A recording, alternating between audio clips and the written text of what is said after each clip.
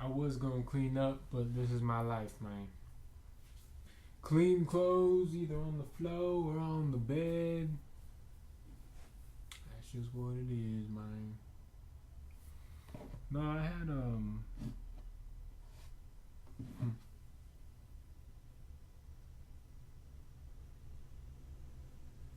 I just had a friend over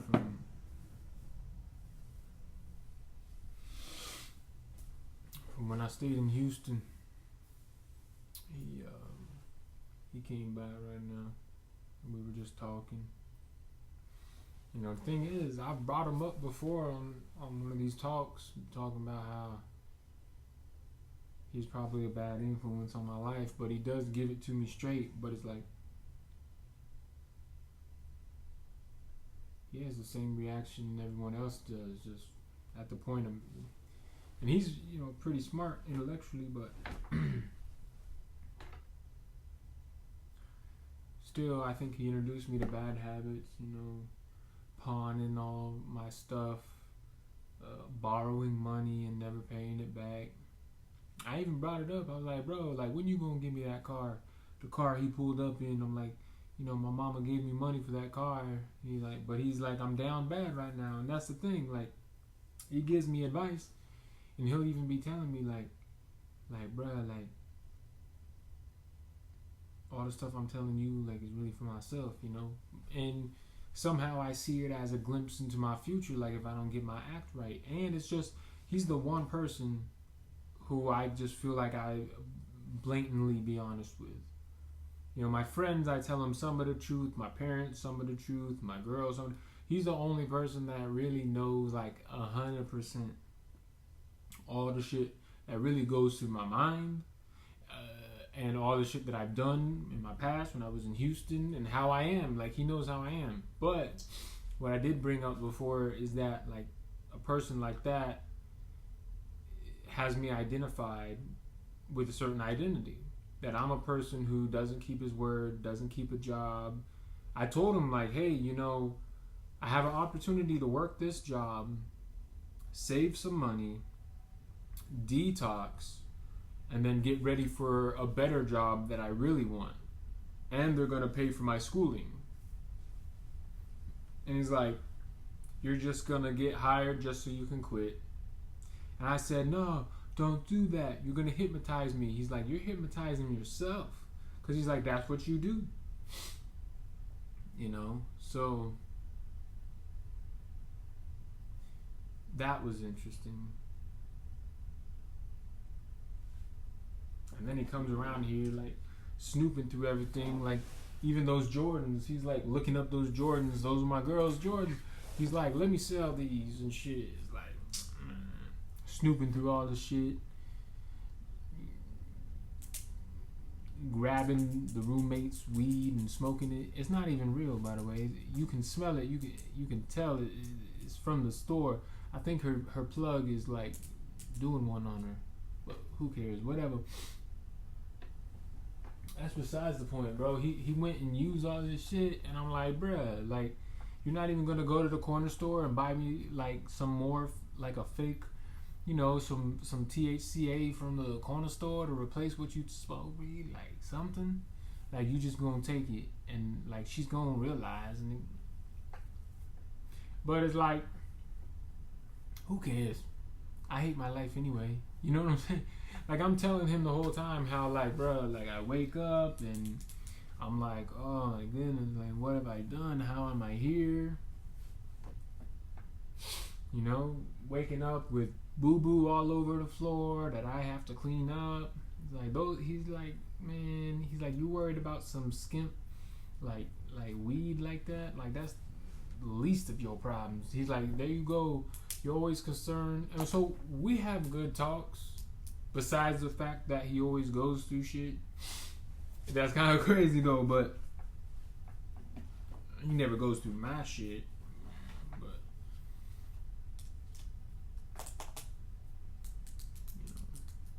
he just has a certain pull, a certain gravitational energy about him. You know what I'm saying? Like, he's always trying to sell something. Whether it's a car, he sold my first car my mama got me. he sold the second car my mama, well, not the second one, but he sold another car that my mama got me. You know, he's just always looking to sell. And that's good if you have the product, right? Like Bountiful, but you're over here just like scavenging shit and just fucking selling shit. I mean, anyway, so I'm all concerned about that, honestly. Like, that's my whole thing, is that he came over and like smoked this girl shit, and now it's like I want to replace it, but I have no money. And then I asked my girl if I can use her card, practically just because I want to know how much is on it. Because I've never really asked her if I can use her card before. I've never really used it. But there's only $5 on it, so I know, like, I can't really get anything myself either, so I really am kind of fucked.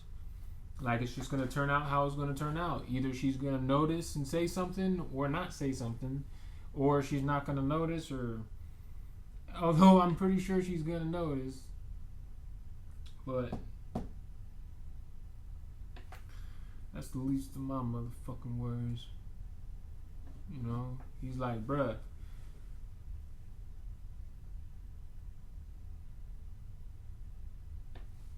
I feel that, bruh. One of the guys I listened to on YouTube was saying, weight training 5 days a week changed my life. The gym's a safe place, a place of healing for millions of people all over the world.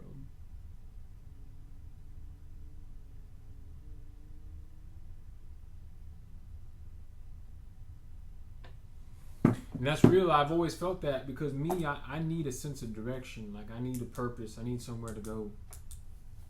One of the things that homeboy was telling me about right now was that he's like, bruh, he's like, you're too methodical. He didn't say it in those terms, but he's like, you're thinking too much. Like, you're worried about the wrong shit. He's like, you sound like all these internet kids. Like, you're wondering about life and all this shit, but you're in the internet. Like, you need to get in the real world. And so it's kind of crazy, because it's kind of like a... But for some reason, I've always wanted to still communicate with him and talk with him and stuff, you know? Even though there's been the mixture of good versus bad influences. But he's the only person that knows me for my good and my bad, truly. Like, nobody really knows, like, how my mind really operates, bro. And other people will be to the point of insanity, like, I don't know where to go from here. Like, they're at wit's end trying to deal with me. And that's literally how he is every time. He's just like, I don't know, bruh. I don't know what to tell you. He's like, I've told you what to do over and over again. You don't do it. He's like, I could tell you what to do right now, and you won't listen. You won't do what you know you gotta do. You know? And then I was telling them, oh, don't hypnotize me, bro. So, you know, you gotta, like, learn with it. There was another guy I was listening to, Immortal Souls, I think, or Immortal Minds, but I listened to him on and off. And he was talking about how he got in contact with an old friend.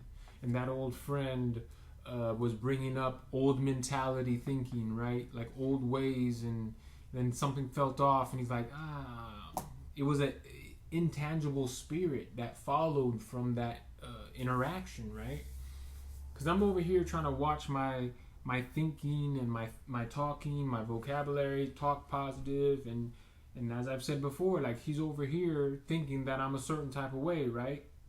But I have to be a man that holds my word. But overall, I don't care, because I'm reclusive at this point. I don't get out, don't talk to people.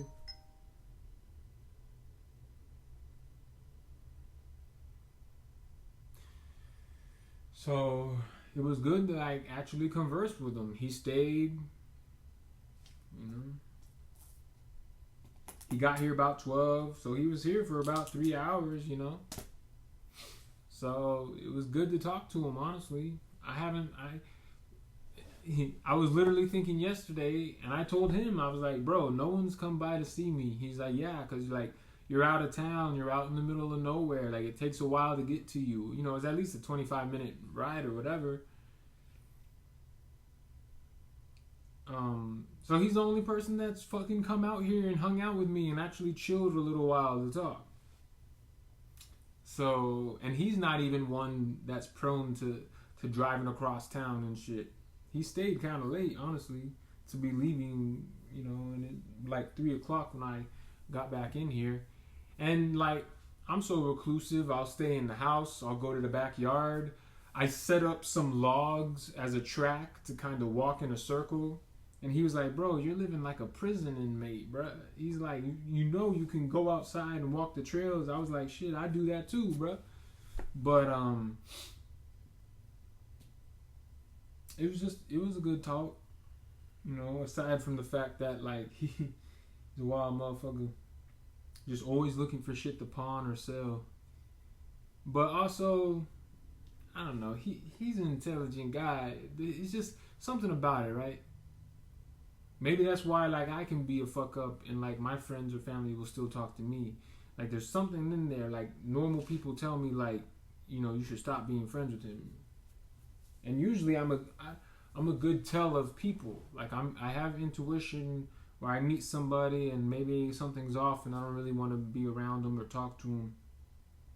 And with him, I know you kind of gotta keep your guard up, but hey, it keeps you on your toes. And because of him, I even went outside and stood on the porch. Even that was enough for me because I'm so, and we even talked about this, I'm so worried about what people are thinking that like I won't go outside because across the street is a barbershop and I know the lady's going to stare at me. So what? She's going to see you walking and you don't have a car or what, dude? I'll time it to where I take the trash out so people don't see me. And he used an example. He's like, why are you so worried about what other people think? Because I told him, like, the reason why I wouldn't join the army, because I told him the only way I see myself out of this is joining the army. But then talking even further, it's like, no. He's like, bro, I need an apartment. If you get it in your name, I'll pay for everything, and that's something I can do, but I just got to keep a job, so that I can get an apartment. And he's like, bro, all you got to do is work for X amount of time, save some money, and get your own place. And don't give your girl all your money, pay your bills, but save up some money and just go work.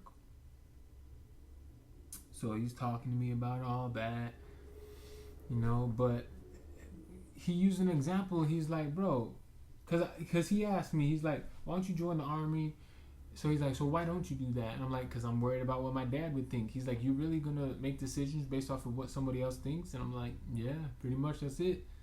He was like, what if, and when we went outside and he's smoking a black on the porch, he's like, you can't be worried about this stuff because, like, first off, you're never going to see some people again. Like, if you're worried about seeing some people, like, what, a year from now, 10 years from now, you think that lady across the street is going to be worried about you or anybody else?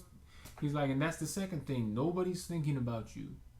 And I told him, like, you know what? That's true. Because in the gym, you're all worried about, like, what other people are thinking about. But it's like, bro, no one even notices you're there. Like, you know what I'm saying? No one's thinking about you. And he's like, even your dad, he's like, you probably come across his mind and he's like, man, I hope he's doing well. And then that's it. Right? And then back to his shit. Because he's like, motherfuckers got jobs. Motherfuckers got responsibilities. Right? He's like, you think they're worried about you? Anyway. So, it's like a balance, but I always picture myself just being long-time friends with them. I've known them for about 8 years now, And,